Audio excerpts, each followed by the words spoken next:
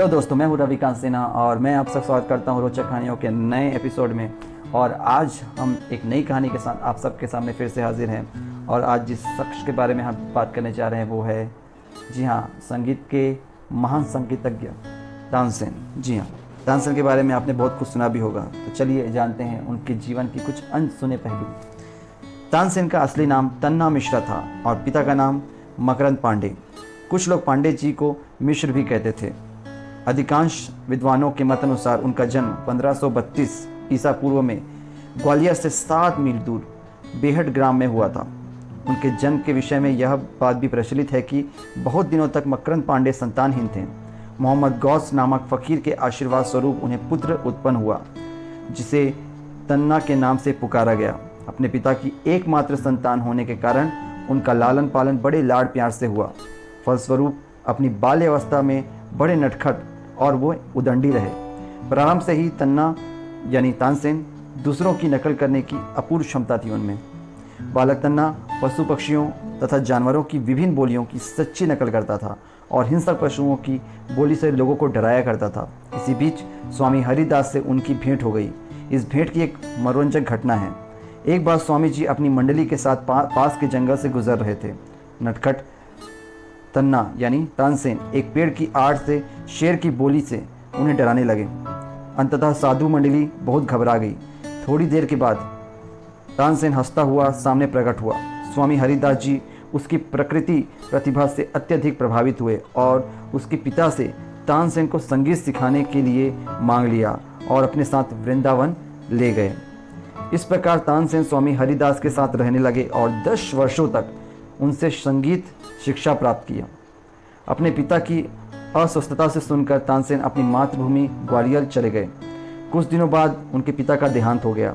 कहा जाता है कि मरने के पूर्व उनके पिता ने तानसेन को बुलाकर कहा कि तुम्हारा जन्म मोहम्मद गौस के आशीर्वाद स्वरूप हुआ है, अंततः तुम कभी भी उनकी आज्ञा की अवहेलना ना करना। तब तानसेन स्वामी हरिदास से आज्ञा लेकर मोहम्मद गौस के पास रहने लगे।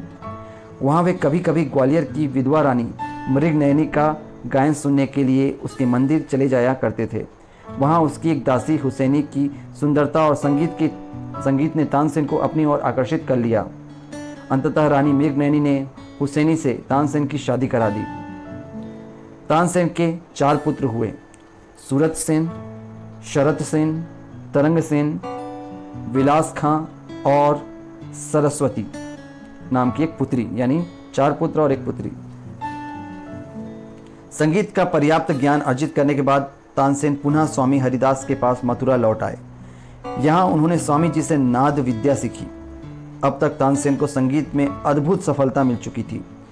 इनके संगीत से प्रभावित हो रीवा नरेश रामचंद्र ने उन्हें राज्य गायक नियुक्त कर लिया। महाराज रामचंद्र और अकबर में घनिष्ठ मित्रता थी। महाराज रामचंद्र ने अकबर को प्रसन्न करने के लिए गायक तानसेन को उन्हें उपहार स्वरूप भेंट कर दिया। अकबर स्वयं संगीत का प्रेमी था। वह उन्हें पाकर अत्यधिक प्रसन्न हुआ और अपने 9 रत्नों में उन्हें शामिल कर लिया।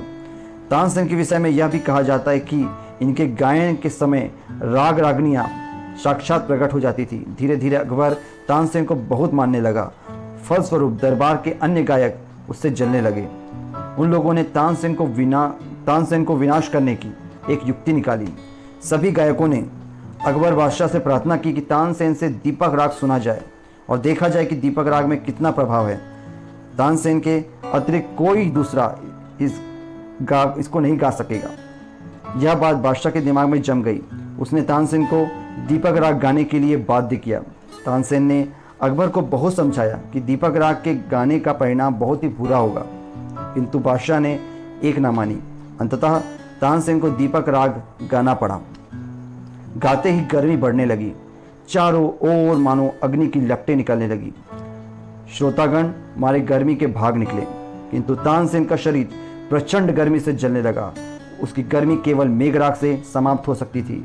और यह भी कहा जाता है कि तानसेन की पुत्री सरस्वती ने मेघराग गाकर अपने पिता की जीवन की रक्षा की। बाद में बादशाह को अपनी हट पर बड़ा पश्चाताप हुआ। अकबर को काफ़ी पश्चाताप हुआ। बैजू बावरा तानसेन का समकालीन था। कहा जाता है कि एक बार दोनों गायकों में प्रतियोगिता हुई और तानसेन की हार हुई। इसके पूर्व तानसेन ने राज्य की ओर से यह घोषणा करा दी थी कि उसके अतिरिक्त राज्य में कोई भी व्यक्ति गाना ना गाए, और जो गाएगा तानसेन के साथ उसकी प्रतियोगिता होगी, और जो हारेगा उसे उसी समय मृत्यु दंड स्वीकार करना होगा। इस प्रकार तानसेन की वजह से अनेक गायकों की मृत्यु हुई, क्योंकि कोई गायक उसे हरा नहीं सका। अंत में बैजू बावरा ने उसे परास्त कर दिया, किंतु बैजू बावरा ने तानसेन को क्षमा कर अपने विशाल हृदय का परिचय दिया। तानसेन की रचनाओं के बारे में बात करते हैं। तानसेन की रचनाओं के बारे में यह भी कहा जाता है कि उनका नाम, उनको मिली उपाधि तानसेन, वो काफ़ी ज़्यादा महत्वपूर्ण है। तानसेन मौलिक कलाकार थे। वे स्वर ताल में गीतों की रचना भी करते थे। तानसेन के 3 ग्रंथ का उल्लेख मिलता है। पहला है संगीत सार, रागमाला, श्री गणेश श्रुत। भारतीय संगीत के इतिहास में ध्रुपदकार के रूप में तानसेन का नाम सदैव अमर रहेगा। तानसेन ने अनेक रागों की रचना की, जैसे राग दरबारी, राग काना, मियाँ की सारंग, मियाँ की तोड़ी, मियाँ मल्हार आदि। कहा जाता है कि तानसेन ने बाद में मुसलमान धर्म स्वीकार कर लिया था। उसने ऐसा क्यों किया, कई विद्वानों की अलग अलग मत है।